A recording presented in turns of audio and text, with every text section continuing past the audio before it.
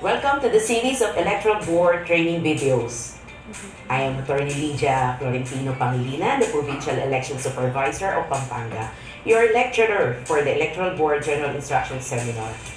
We would like to thank you, our electoral board members, for being part of the upcoming national and local elections. Now that we are at the peak of preparations, you need to be aware of what happens before, during, and after the elections in order to prepare for your duties and responsibilities as electoral board members. In order to help you understand your role in the elections, the training videos you will be watching shall contain the following topics. First, we have the final testing and sealing. Second, operations of the automated counting machine. Third, election day processes.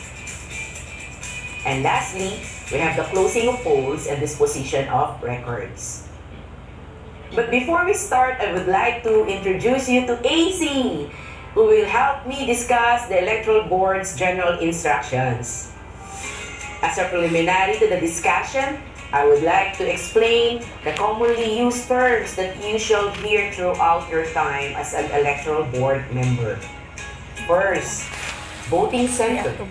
It is a building or structure where the polling places are located. We have the polling place, a room inside the voting center where the EB conducts proceedings and where the voters cast their votes. Ito po yung mga classroom sa loob po ng ating pong polling centers na kung saan po ang mga botante po natin ay boboto. Doon po kayo naka-assign.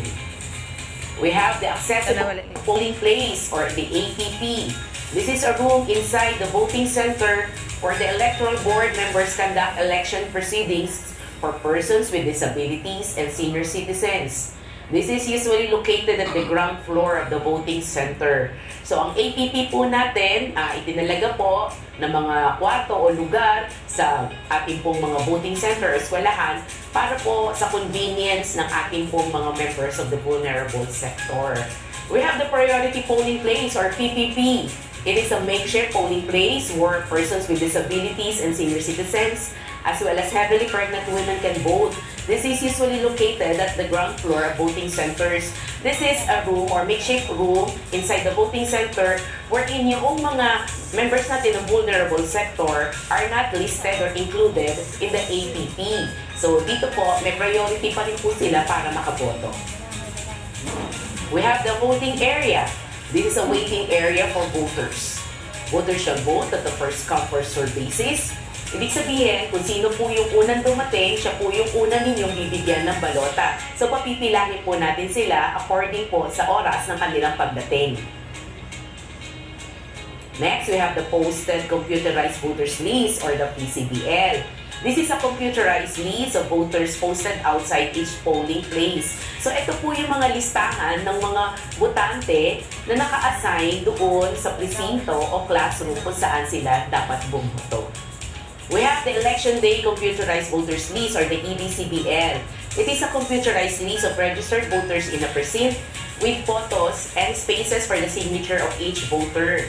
This shall be used by you, the EBs, during Election Day to identify voters. So, dito nyo po makukonfirm kung yung mga taong dumarating sa harap ninyo, sila mismo yung botante na sinasabi nilang sila. Okay. Now that you are familiar with the frequently used terms inside the polling place, I will show you a sample layout of what a voting center looks like and the personnel you shall be working with. Let us imagine that we are in the election day proper. Once you enter the voting center, the first station that you will see is the voter's assistance desk. The personnel assigned here is from a non-partisan group, usually a person from the PPCRB or the Parish Pastoral Council for Responsible Voting or from the NAMPRED. This person shall aid the voters determine the specific